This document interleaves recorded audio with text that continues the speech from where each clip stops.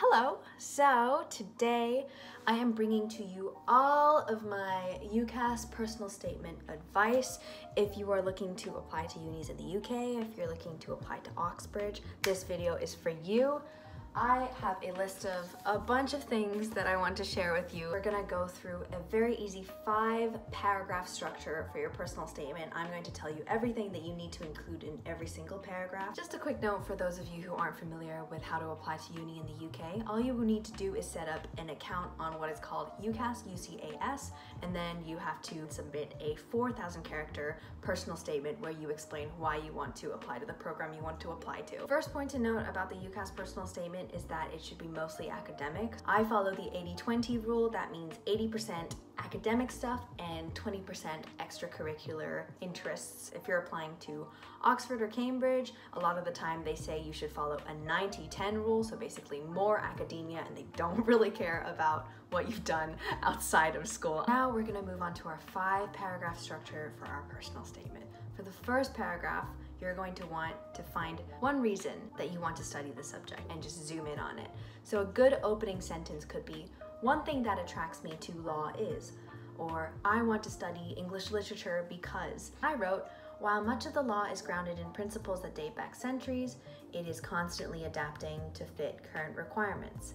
I'm intrigued by the dynamic nature of law, and I wish to understand why and how the law changes over time, who influences these changes, and whether the law merely reflects social change or drives it. It is the law's elaborate, malleable character that makes it the subject I wish to study. All you have to do then is elaborate a little bit, can explain a little bit about why that specific thing is really interesting to you. So for me, I said, oh, because the law changes so much, maybe I can link it to the fact that I live in Hong Kong, and even though we have a British legal system, we might in the future change to fit a Chinese legal system. Who knows? In the second paragraph, we are going to show why we are thinking deeply about the subject that we're applying to. What you're gonna wanna do here is find 2 or 3 books or articles or journals that you've read. You're going to read maybe 1 or 2 chapters of the book and pick out one idea or one argument that you found particularly interesting and summarize that in 1 sentence. And then in the second part of the paragraph, you're gonna talk about why exactly you found that sentence interesting.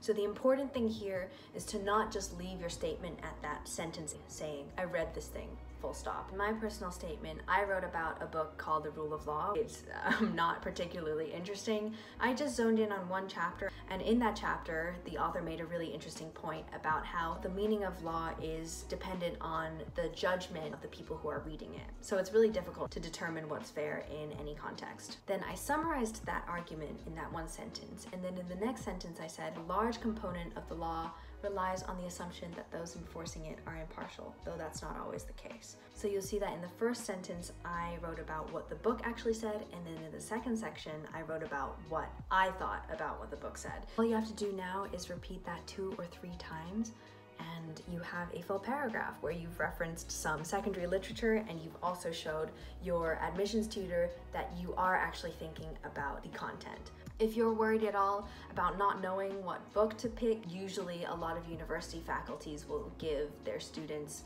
a pre-university reading list to read, so you can just pick 2 or 3 books from that and go from there. I gotta do a banana break.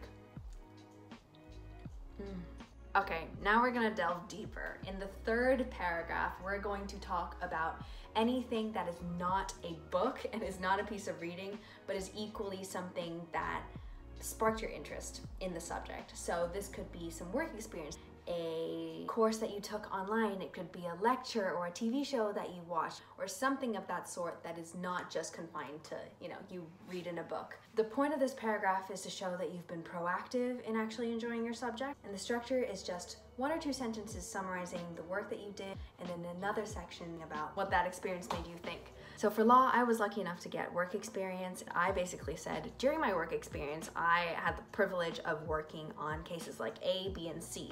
What this helped me realize was life as a legal practitioner requires you to be really fast-paced and agile with your thinking, and that's really cool to me. You really don't have to make it a very complex idea. What you want to show is that you've done a little bit of extra stuff. There are also loads of online courses that are available. All you have to do is search up something that interests you so that you can write a sentence or 2 summarizing it and then telling your admissions tutor why you enjoy the course so much. The 4th paragraph is easy.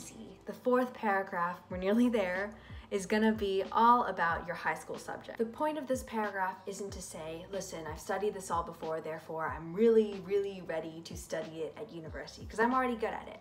There's no need to say that. The point of this paragraph is to show the person reading your application that you have been equipped with enough transferable skills so that your skills that you've learned in high school can be translated over to make you a successful student at university. All you have to do is pick out 2 or 3 subjects that you're studying in high school and talk about what skills they have given you, and then talk about how those skills can apply in a university degree context. What I wrote for my law personal statement was, through my IB English Literature Studies, I have learned to grapple with abstract concepts and arguments and to argue in favor of or against them with logical rigor. English makes me able to interpret arguments, and I can make my own good arguments, which is very important for law. Studying theory of knowledge pushes me to scrutinize the logical robustness of arguments, which I think will be helpful to analyzing laws.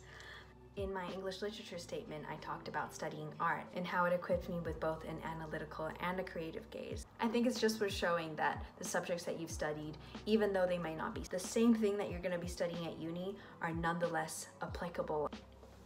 Banana break number 2. The sky is so beautiful outside. I gotta show you. Look at that. Wow. All right, I'm back. Oh, look at how cozy the house looks.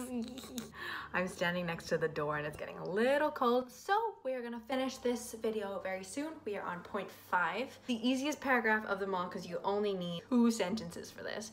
Paragraph 5 is where you talk about all of your extracurricular achievements. This is the place where you put in your music commitments, your sports commitments, your hobbies, interests, fun things that show that you are also an interesting person outside of your studies. This is gonna make up the 10% of your personal statement that I was talking about just now. Apparently, when you submit your personal statement on UCAS, you can't actually add paragraph breaks. I added a double slash to make sure that my admissions tutor could see where I was separating my ideas. Make sure you keep your paragraphs short and snappy. Maximum, I would say, is maybe 4 or 5 sentences. Keep your sentences short. If you can't read it in one breath, then it is too long and you need to separate it into 2 sentences. I will be linking the personal statement that I wrote for law in the description below, and also the personal statement that I wrote for English when I thought that I wanted to apply for English. Anyway, those are all of my tips on how to write a killer personal statement. I hope you found this video helpful. Remember, it should not be a stressful thing. Good luck, and I will see you very soon.